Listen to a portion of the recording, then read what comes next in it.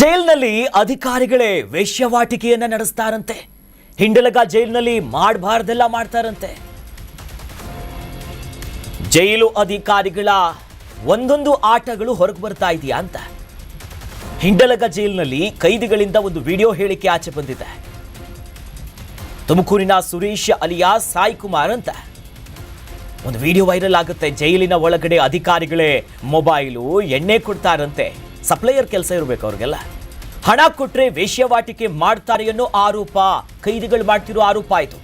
ವೇಶ್ಯವಾಟಿಕೆ video ಕೂಡ ತನ್ನಲ್ಲಿರೋದಾಗಿ ಆತ ಹೇಳ್ತಾನೆ.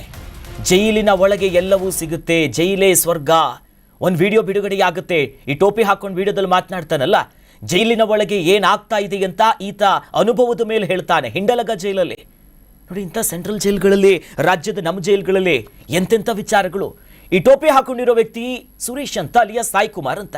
ಈತ ಹೇಳ್ತಾನೆ, ಜೈಲಿನ ಒಳಗೆ ಮೊಬೈಲ್ ಕೊಡ್ತಾರಂತೆ, ಎಣ್ಣೆ ಕೊಡ್ತಾರಂತೆ, ಸಿಗರೇಟ್ಗಳು ಸಿಗುತ್ತಂತೆ, ನೀವು ಐಷಾರಾಮಿ ಬ್ಯಾರಕ್ಗಳಲ್ಲಿರ್ಬೋದು, ಟಿವಿ ಸಿಗುತ್ತೆ, ನಿಮಗೆ ಏನೇನು ಬೇಕು ಎಲ್ಲವೂ ಸಿಗುತ್ತೆ. ಅಷ್ಟೇ ಯಾಕೆ, ಜೈಲಿನ ಒಳಗೆ ವೇಶ್ಯವಾಟಿಕೆ ನಡೆಸ್ತಾರಂತೆ ಹಣ ಕೊಟ್ರೆ. ಆತ ವಿವಿಧವಾಗಿ ಬಹಳ ಚೆನ್ನಾಗಿ ಎಕ್ಸ್ಪ್ಲೇನ್ ಮಾಡ್ತಾ ಹೋಗ್ತಾನೆ.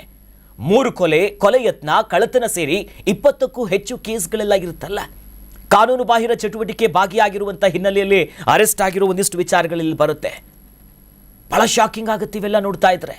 ಜೈಲಿನಿಂದ ಹೊರಬಂದ ವಾರದಲ್ಲೇ ಕುಣಿಗಲ್ ಪೊಲೀಸರಿಂದ ಕ್ರಮ ಆಗುತ್ತಂತೆ. ತುಮಕೂರು ಸೇರಿ ಹಲವು ಜಿಲ್ಲೆಗಳಲ್ಲಿ ಪ್ರಕರಣಗಳು ಹೊಂದಿರುವಂಥ ಆರೋಪಿ ನಿನ್ನೆಯಷ್ಟೇ ಸುರೇಶ್ನನ್ನ ಬಂಧಿಸಿದ್ದಾರೆ ಪೊಲೀಸರೀಗ.